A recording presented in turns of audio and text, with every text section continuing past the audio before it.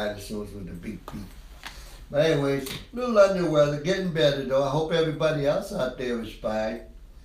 You know, there's a flu out there that's just going around and stuff. So wash your hands, brush your teeth, wash your face. Yeah. And stay away from your kids. My daughter is the one that gave this cold to me. Little germ factors. Mm-hmm. Yeah. But if you get it, don't worry about it. Well, it did kill somebody in Illinois, I think. A 20-year-old lady died from this cold. 20. Always the beacon of positive news. Trooper Joe is here with us. Everybody applaud that man. I keep it real, folks.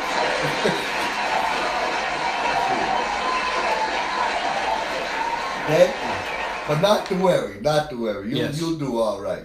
Drink plenty of fluids. Get your rest on. Let your loved ones love you. And if you're a guy, whine like a little baby. Well, Troop, it is Voice of the Voiceless Tuesday. And Voice of the Voiceless will be today from 12 to 1 p.m. on 91.3 FM WCUW Worcester, so you can check us out then as well.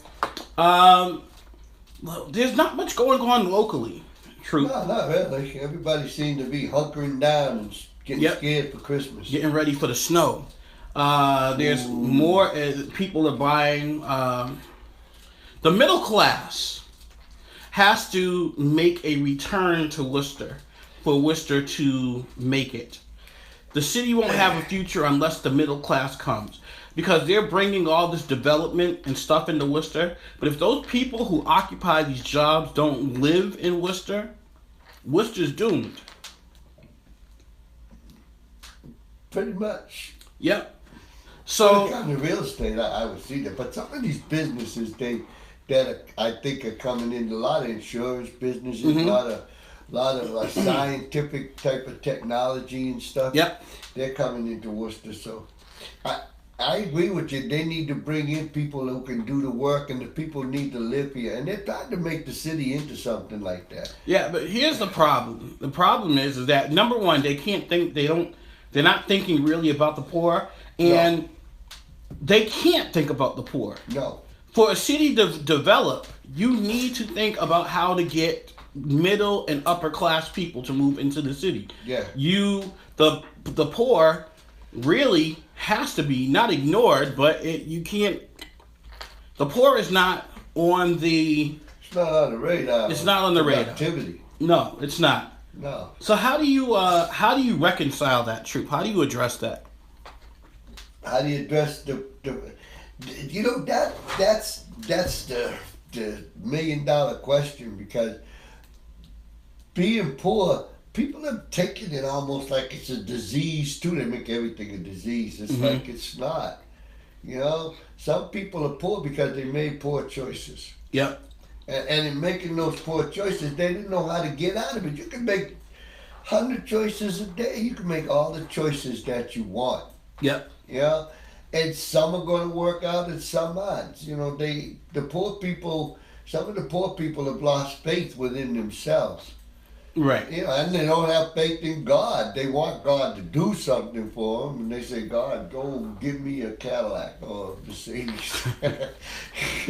But it's like, what are you going to do to get it? Oh, well, I'm gonna get the key. Yep. And it's like, doesn't work like that. Right. And the same with the middle class people too. The middle class people, there's a lot of middle class people that they're living off of what they established before, either them or their family. Mm-hmm. They themselves, a lot of them, they're in the same boat as the poor, except that they have a structure to live in. Right. They're paying taxes rather than paying rent and taxes. Mm-hmm. And they have an education. It's like a lot of them just don't have a position to use. Right. So I think the way to undo this is almost just like you got to start over. You can't let the kids that are coming up today fall into the same trap that you fell into. No. The one that's just based on emotions and happiness that you want. And those happiness are illicit. They're not even good happiness. They're pretty much illegal happiness. Getting high, Mm-hmm. you know, getting lots and lots of sex.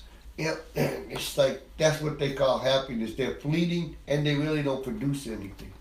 Um, what I think we should do, I think the solution would be get everybody from the 90s and get rid of them. Stolen. Stone them. Out of here. The the new to the 90s raised a generation of parents, and I'm one of them, that really dropped the ball. Yeah, I think so. I think a lot of them. An epidemic of single parents, an epidemic of uneducated parents who are obsessed with smoking weed. Yeah. And now we are not really in the middle class. That's why the middle class is dying. I think a lot of the people too are obsessed with being victimized by themselves.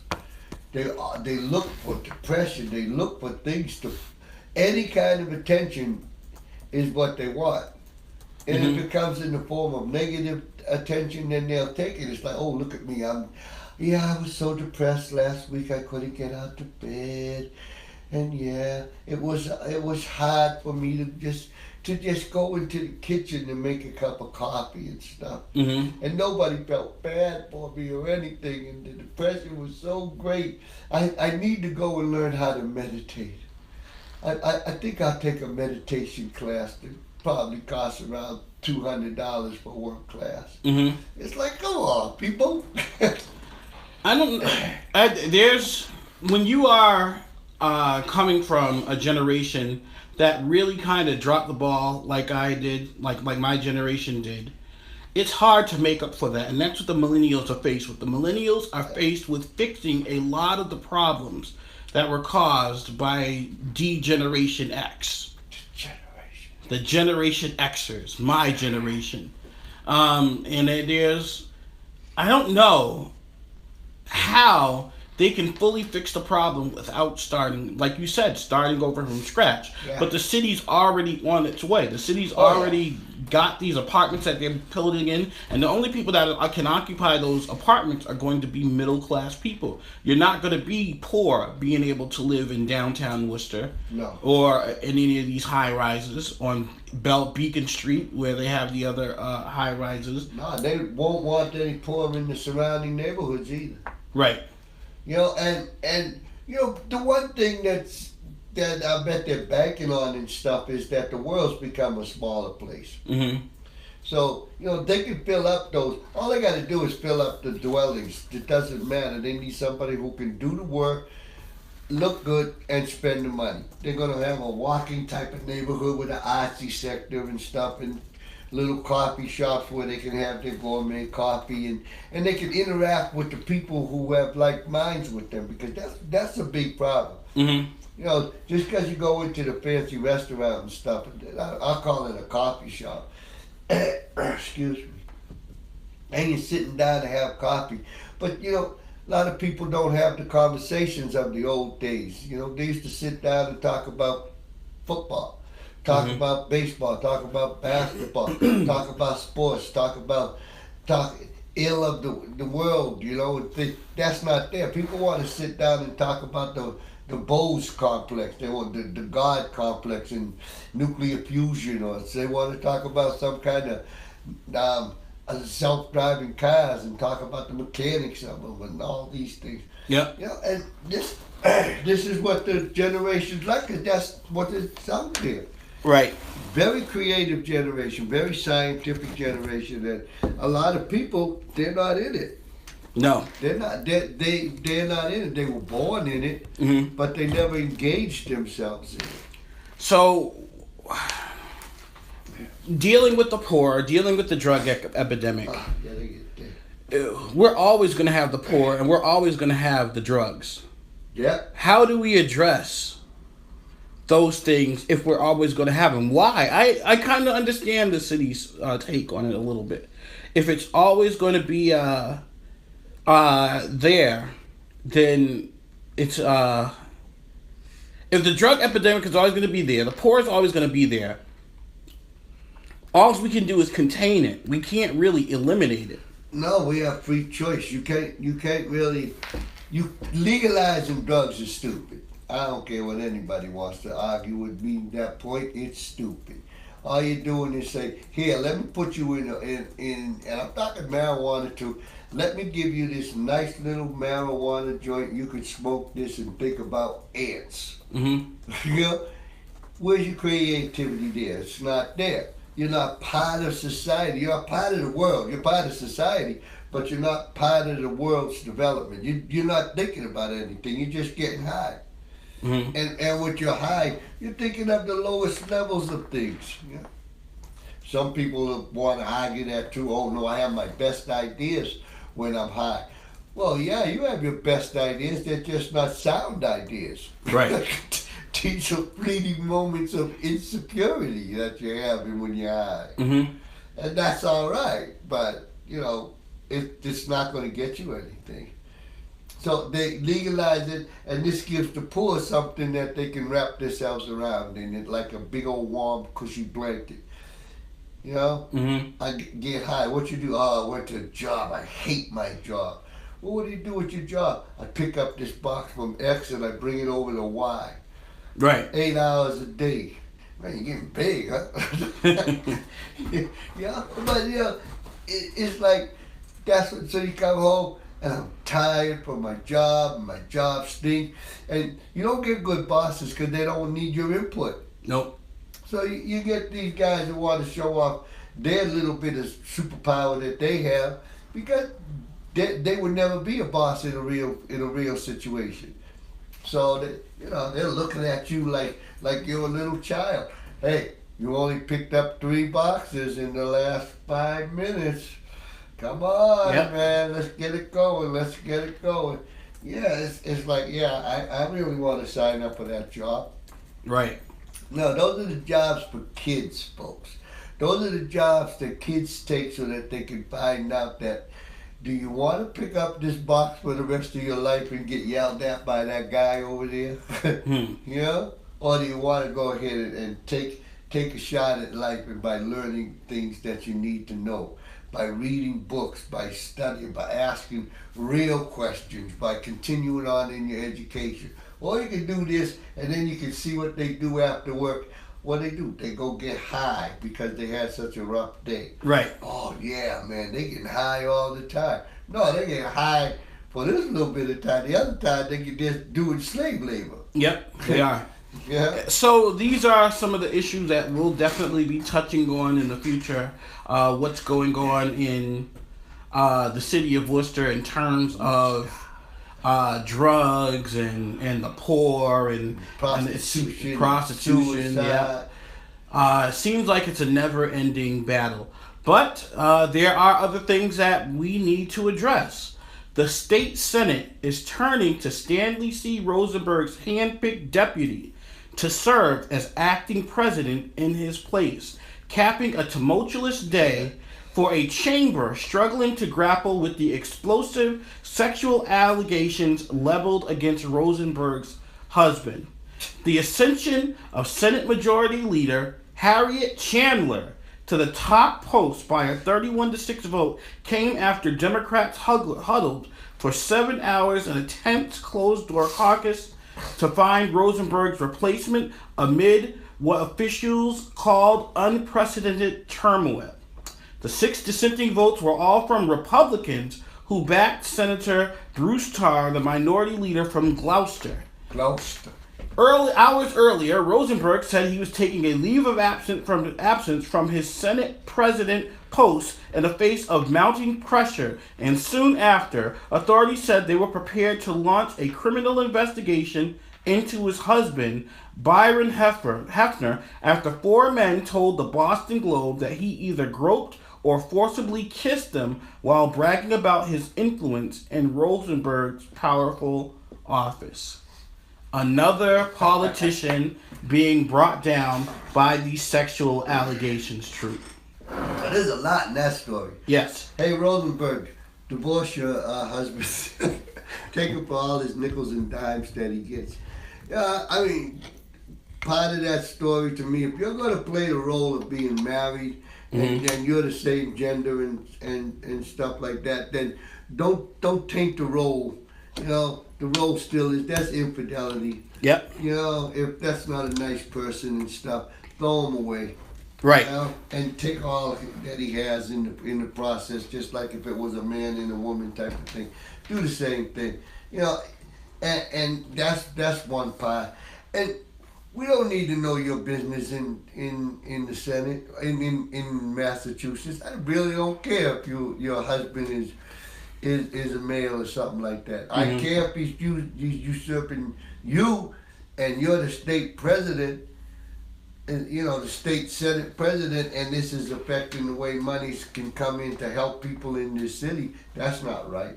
Okay, so And Harriet Chandler, she's been invited to Voice of the Voiceless for years and never showed up. Get somebody else. we interviewed her, didn't we? No, she never shows up. No, I mean at the women. Wasn't she at the Women of Color Coalition? Yeah, she was at the Women of Color. Yeah, that's when we interviewed her. So we did sit down and we did. So she didn't come to Voice of the Voiceless, but she did sit down and talk to Trooper Joe of Archangel, a return to chivalry. So we did get her to have her time with her for a little while. Now, She's not a bad person. No. She just never shows up. Right. So Show up, girl. explain to people like me who are ignorant to the state or the Senate Majority Leader. What does that mean? What is their role? Do you know anything really about them? I don't know that much about him. I think the state majority leader is just like the other state majority. They're just like the majority leaders in other things. They're the one who gets all the information, and then they kind of dole out some of it in the state to the certain departments. Like you got Ways and Means Committee taking care of the monies and stuff coming into it. You got another committee that's looking at the infrastructure of the cities, then state and stuff. So they get all this information, and they have to stay abreast of this here. Not just sitting down with a big reams of paper and stuff. They have committees that they work with. They have boards that they work with. They have all these things. It'd be a very trying job if it wasn't something that was passionate for you. That's what I think. Nothing against Harriet Chandler. I don't think she's up to the. I don't think she's physically up to being. She's old. She's 80. She just turned 80. Yeah, I don't think she's physically up to being able to handle that job. She might mentally think she can. I don't think her physical makeup is going to sustain her through that kind of job. Well, I don't know. I am a believer of just because you're up there in age doesn't mean you can't do.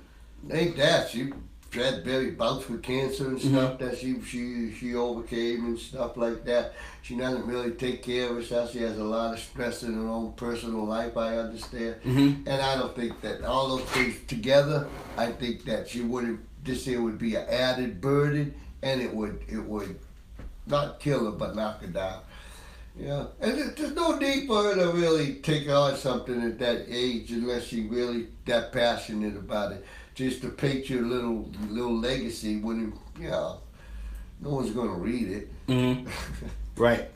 I don't care. But that's kind of what I think the Senate presidents do. So the biggest thing here in Massachusetts, or it used to be anything anyways, was the governor's council. Yep. It was the hidden factor and everything. Nothing came into the state without the governor's council through Massport. Yeah.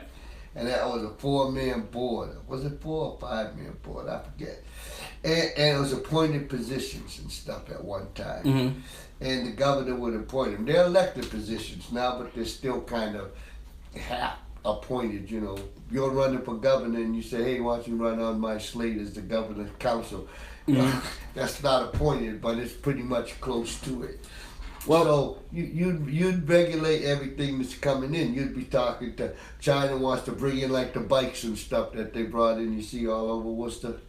Yeah, they say, all right, how's this gonna generate money for us? And things like that. Yeah. Powerful position. A texter says she is now the head of the Senate. As president of the Senate, as majority leader, she is the leader of the Democrats in the Senate. So she is the number one Democrat right now.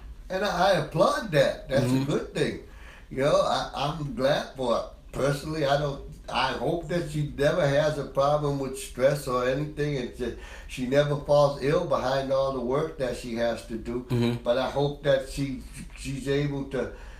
Those titles and stuff, they sound pretty, but what they doing for me? Sorry, folks. What are you doing for me lately? Well, also the tax reform. Didn't they vote that in? Yeah. So I'm not good at the tax reform. Yeah, me neither. I don't know what that means. Does that mean everything's gonna change, or does that mean it still has to go through another hurdle? That means that they were able to lie to you in the language of accountants that nobody understands. It's all projections. It's all future. Right. You know, it's like they can say all this, but it's their projections into the future. You don't know. Yep. Yeah, that's the way I always look at these kind of budgetary things. I know there's things in the immediate thing that could definitely hurt somebody. And then they just say, well, we're going to give you a tax break here and a tax break there, and this is only going to benefit the rich with their tax breaks here and stuff. Then the other people say, well, if they get a tax break, then the money will filter down. They ain't going to filter down no money. They're going to put that money right back in the business because that's what they do. Yep. You don't do that because you're down here looking for a tax break so you can buy something that's going to, you can put your money in your emotional happinesses. You know, and that's what you do. So it's like, I don't understand the taxes. I kind of stay away from them. You either got it or you don't. You got to pay the rent. If your rent's $1,000 a month, you got to get $1,000 a month to pay the rent. You know, you got to buy food, and you like to eat a certain style. You got to get that. All those things. It doesn't matter. It's a gotta. Yeah. You know, if you want to plan for the future, put money away. You got to put some sacrifices here, there, and everywhere to put money away. And the people that's out there say, well, what if you don't have a job that makes all that kind of money? Well, don't buy no marijuana. You know, you don't have a job that makes all that kind of money, and you're going to try to soothe your woes and blame it on somebody and just smoke some dope. Then I hope the high's worth it. Right. Rosenberg said his leave would extend until the investigation reaches its conclusion. Now, should he have been forced, because he was forced to step away. Should he have been forced to step away if it was his husband who was guilty of doing these things? I think the Rosenberg thing, like I said, it's got way too many embarrassments in there. It's embarrassing to the governor and all these people. It's embarrassing to the LGBT people community. Yep, the LGBT. Yeah. Yep. It's just got. It's not like the good old boys watching football and then somebody's wife comes by and they pat her on the behind. It's not that type of a locker room type of thing. This here is a whole brand new society that burst on the scene, and they found out they have the same ills and evils as everybody else up on that level. It's got a lot. It's got a lot of stuff to do with that. Texter says the question for Harriet Chandler is Harriet Chandler going to bring us?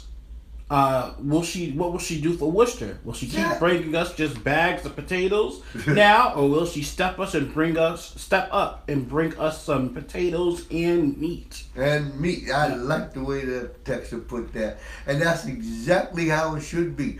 Her loyalty should be to Worcester. You know, she even just said it. President knows, oh no, you have to have your loyalties to the whole state and everything.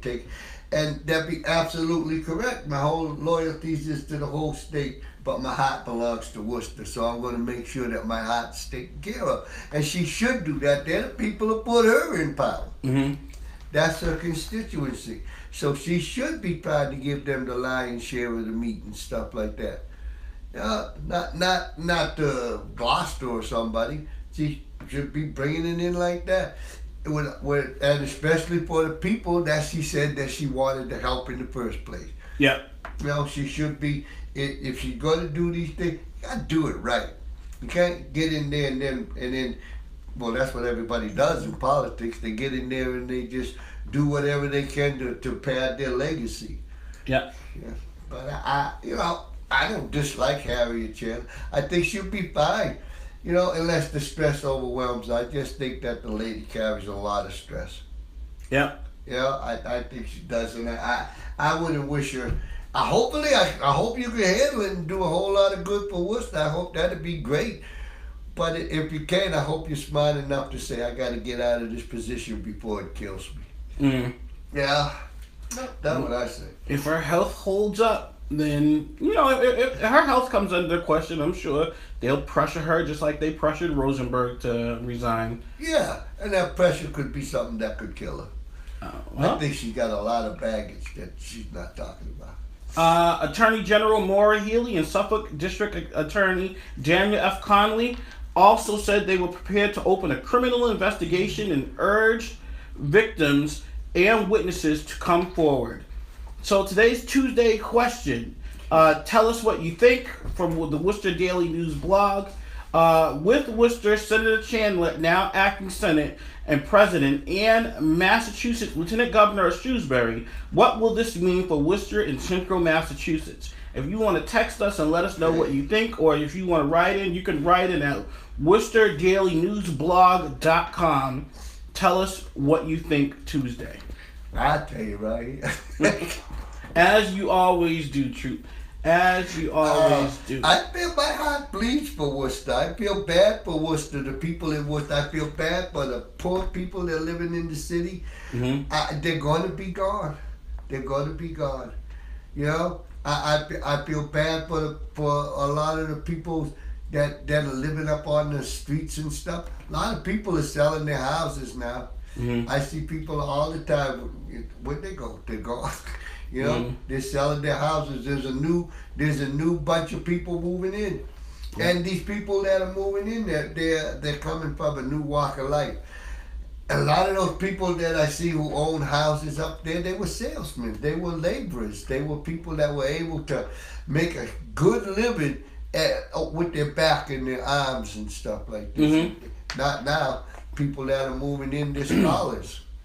And they're making a good business with their mind and their innovative developments and their creativity. And that's the way of the world right now. Mm-hmm. The big backs are basically on their way out. Yeah. Yeah. Well, we will keep you updated on that story as we get more information, but make sure if you have any comments on that, that's the Tuesday question. Let us know what you think about it. What? I would say stone them all. Stone them all. I don't know why we're stoning them, but I'm all for a good stoning. Stone them. I'm all for a good stoning. In other news, Troop, and there is other news. It seems like just when I thought I've won the bet on how the war was going to start, you seem to come through the back door and catch up, and now we're in trouble again. Right. This is who's going to end the world, Korea or Israel? Recognizing Jerusalem as Israel's capital is red line for Muslims. Yeah. Turkish President Recep Tayyip Erdogan warned the Trump administration on Tuesday that recognizing Jerusalem as Israel's capital is a red line for Muslims. Erdogan, while speaking to Parliament, said such a step by President Trump would force Turkey to cut off all diplomatic ties with Israel. He pledged to rally other Muslim countries to oppose any move to recognize Jerusalem as Israel's capital. The White House has been considering recognizing Jerusalem as the capital of Israel despite growing calls from the Middle East and Europe to reconsider the move. The possible recognition might come this week. Turkey is among the latest nations to publicly voice their opposition to the recognition of Jerusalem as the capital of the Jewish state, with some saying it will hinder the possibility of the peace settlement between Israel and Palestinians and will be an insult to the Muslim world. Yeah. Why is Jerusalem such an important piece of land for everybody over there? It's got all the religions based in there. Doesn't it? I mean, It's always had all the religions based in there. yep, it does. It's got, that's the Muslims. They got the Christians. They got the Hebrews. Those are the three big ones. They got Buddha in there. He ain't in there yet. And like the Mormon Church, they can't be in there. Nope. Can't be in there. Can't be on the ground. It's all about the soil of Jerusalem. They can't have the church on the ground. You can be of another religious sect, but you can't have your building and statue on the ground. It's like, who's pretending to who? They make this the capital of Israel, and you can't even put churches on the ground. Can't put structures of churches on the ground. That don't fare well with the Muslims. Yeah, we are having such a difficult time with what's going on here in this country. Whenever I hear a story about Israel or North Korea, it just makes it that much more stressful. It's like, don't we have enough stuff to worry about in our country? We have the purging of all masculinity going on in this country now. I mean, called the purging. Yeah, the purging. Yeah, I mean they cast. Yeah, just chop. Listen, men been acting up for too long, and now we are paying the price for it. We have racial relations at an all-time high. Don't worry, folks. I'm ending racism. You are going to end it. I'm ending racism. I'm tired of it. It bores me. Okay. I'm finished with racism. I'm ending it. So it's white and black in America. Racism is white and black. It's green in America, and the press and all the big corporations have found that they can do white and black and keep everybody thinking all these silly stuff, and they can make money. In Israel and in Jerusalem, it's Muslim and Christian. Muslim and Christian, yeah. I thought the Middle East had a lot more Muslims than Christians over there. It does. So the Muslims aren't as united as the Christians, as the Hebrews. The Jews are very well united across the whole world. The Muslim faith isn't united. They were always fighting each other, the Sunnis and the Shias. So the Bosnians and Serbs. Yeah. So they were always at a conflict with their collusion. They always at a conflict with themselves. But for another outside just to come in there and dictate to them, that can't happen. Palestinian leadership said Tuesday they will stop contacts with the U.S. if Trump goes forward with the change. Palestinian official also called for mass protests in the event of the recognition. Trump also just had in court a victory for his travel ban. Some of the countries will not be allowed to come into the U.S. If you come from one of those 7 countries, I believe, they have listed. Trump was victorious on that for now. It's still in the courts, but as of now, the travel ban is still in effect. True. When are we? I'm one of those types of people. Like, for example, when I used to get beat, my father used to beat me with a belt. So when I would get in trouble, he would call from work on his break, and my mother would be like, "Oh well, your son did this," and he said, "Well, tell him I'm gonna whip his behind when he gets home." So I would hate that waiting. I would want him to come home and whoop that behind. Yeah, and whoop my behind and get it over with. I kind of want us to go to war now. Let's just get it over with. I'm tired of this waiting and being nervous and stuff. I mean, I can understand that this is the worst it's been since like the Cold War. Yeah. Where we thought we were going to go to war with Russia and everybody was nervous because it could happen any day, and then it never happened. I think one of the biggest things that affects the United States in this is our ignorance on just how it affects the United States in this. We have no idea how all this stuff really affects us. My friend Erica, she lives in Hawaii, so she's up there. They're having the nuclear sirens go off in Hawaii because of Korea. So And also, these things are loud. I guess this thing gave me a headache. Yeah, and it's like, really? Now, somebody in Worcester, you can't understand what that means. No. Now, and the Jewish population and the Muslim population who are Americanized and live in America, I don't know if they can really understand what it means to live over there in Jerusalem. Or to be Palestinian, because we don't face those type of challenges. Yep. And we see them on TV, but we don't smell burning flesh.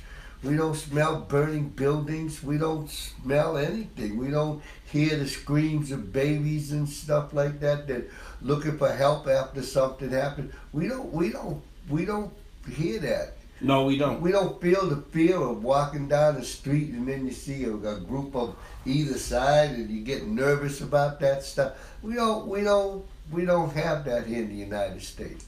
We got it nice. Yep, even though I do feel the fear when a police officer gets behind me in a car that my life could be over at any moment. Nah, see, that's not, you don't feel that. That's fun and game. You know? No, I don't know about that being fun and games. I don't know what it would be like to be Jewish walking down a street dark at night and see Palestinians, or what it's like to be Palestinian walking down at night and see the Jewish soldiers and stuff. Don't know what it would feel like. Don't even know what it would feel. Don't want to know what it feels like. Nope. And that's what's here in the United States. We're still removed from all these things. It's getting closer, but we're still removed from all these things. And will it hurt our money? Yeah. It'll hurt our money because the other countries in the world are much, much closer to all these things going on than we are, and that's going to directly affect their monies. All right, so let's switch gears a little bit because I think we talked a little bit too much about politics today. Then again, can you ever talk too much about politics? I think you can never talk too much about politics, but I think there's a point comes when you got to do something and stop talking about it. Yeah, stop talking and start the action. Yeah, like telling people to get out and vote. Please. No. It's like, come on, man. They got the new thing with the prisoners, I guess, like that, telling prisoners that you can vote and stuff, and they got prisoners getting registered for voting and stuff. Yes. Now that's a good thing, but that's a short-term thing. They can do it with the kickoff and stuff like that, and then probably hire somebody who can register the prisoners. But then after a while, they all become registered. Mm-hmm. They ain't going nowhere. Okay. They're in Folsom prison. They ain't going out to some other prison just because they want to. They ain't going nowhere.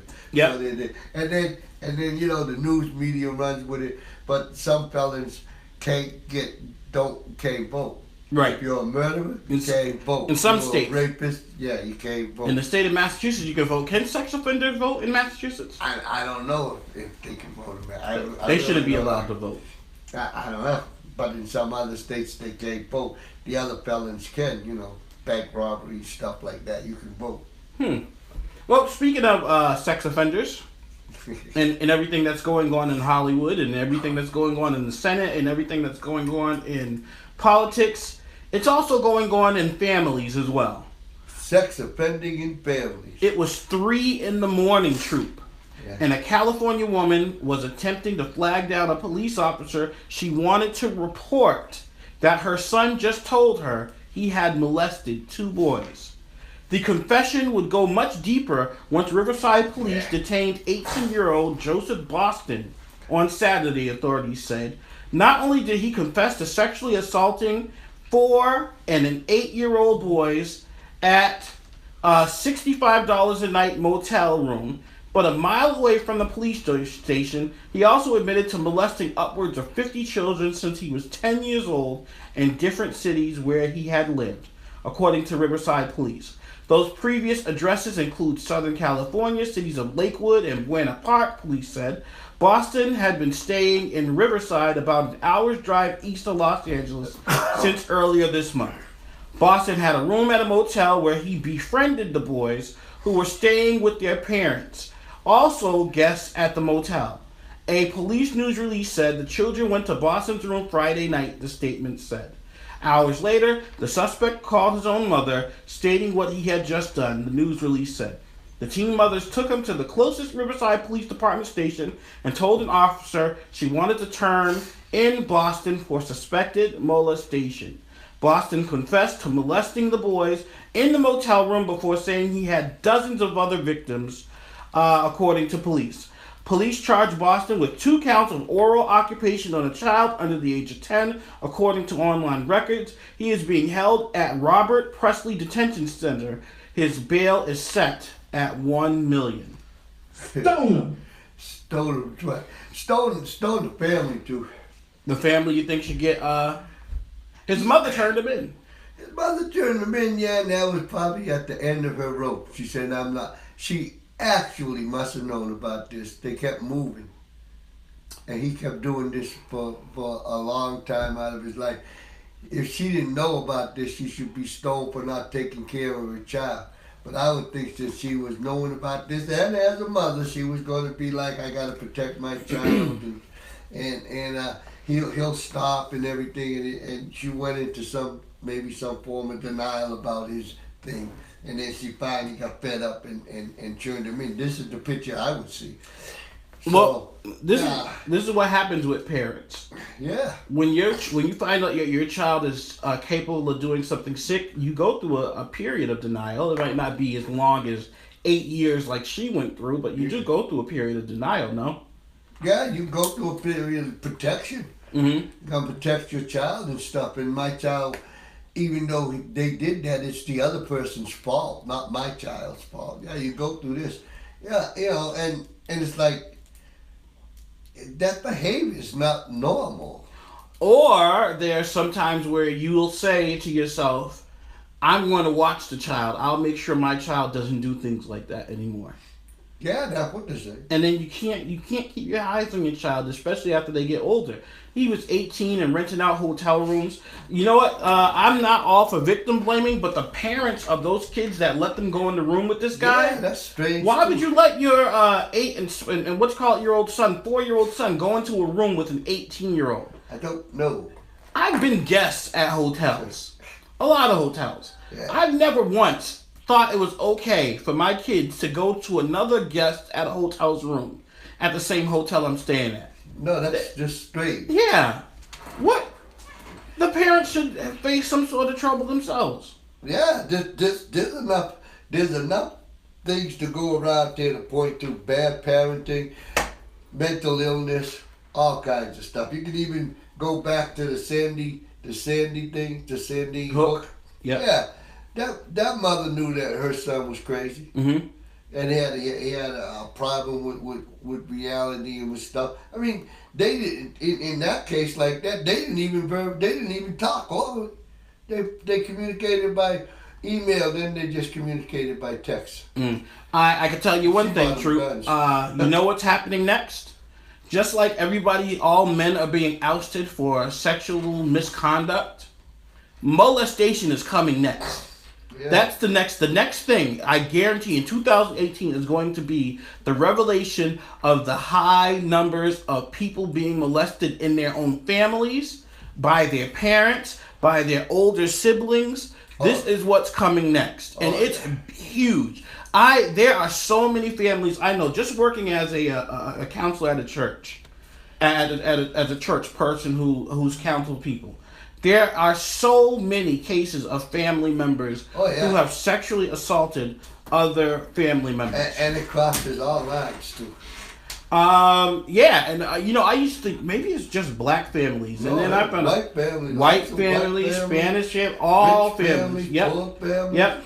I don't get it myself. It's like, what's up? I can't get my head around on sex having that big of a power on people to knowing that you're going to get caught. Yep. And then you got to pay. But some people haven't. Well, no, I don't think it is. You're going to get caught because look at all these men that done all these things since the '80s and they never got caught. All these sexual assaults. A lot of people they thought that what they did they would get away with, but what you do in the dark will come to the light. It'll definitely come to the light. And that light is being shined on a lot of these people now. But this guy is sick as he is. a part of me wants to still remember that he's sick. Yeah, I think he's sick myself. Like I said, I'm sharing all that there with his mother.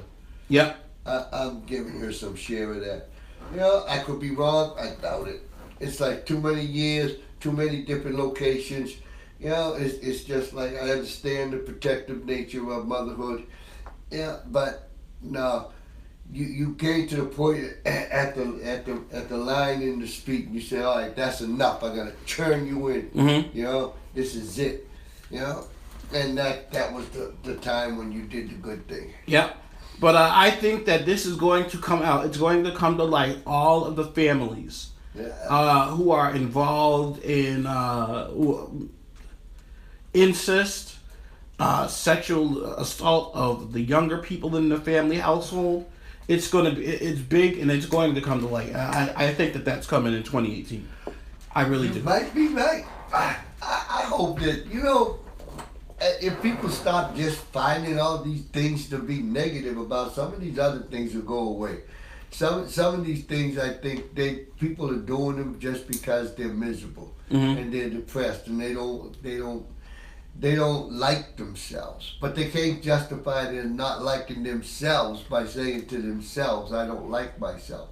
Has to be some other reason. So then they become a predator, and they take it out on some cases the closest person to them, that being the family. Some cases they become a predator and take it out on the weakest person in their social thing. And if they're the boss, then they'll be their employees.